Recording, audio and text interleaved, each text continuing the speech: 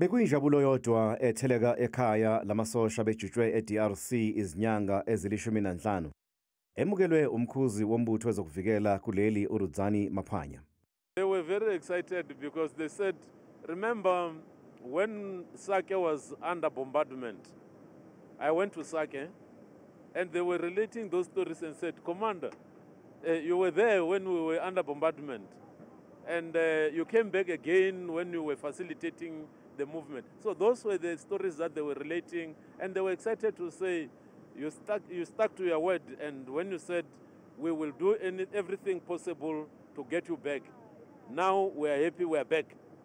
And we are not apologetic that we are back, because if peace is the objective of why we were in DRC, and there is a resemblance of peace, then we are glad that we are back because we have contributed to that peace.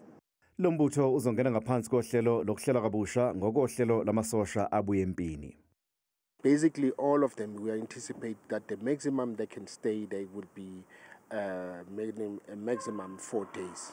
So the process is going very well, and we are happy with the results. And by the look of things, come Tuesday, the first batch would have been going back home to reintegrate with their family, and some of them already they've made contacts with their family. There's so much jubilations in terms of their relief from their side. But so far the process is going very well of the demo process.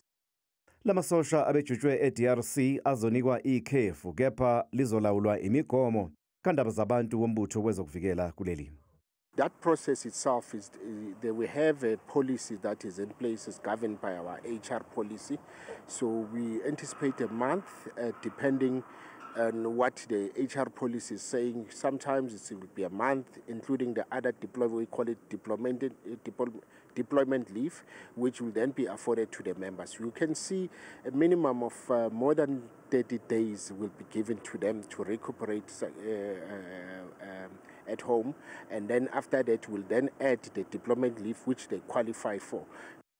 Iqembu lesithathu lilindeleke ukuba litheleke kuleli kusasa, kanti izikhali nezinsiza kusebenza ze-SANDF ebesebenza e-DRC zona zizobuya kuleli ngomkhumbi, ezinye zifike ngendiza. Ukuhoxiswa kwamasosha e-DRC kwaqala ngoMbasa, kanti iqembu lokuqala lamasosha e-SANDF angu-249 libuye ekhaya ngoLwesihlanu kusihlwa.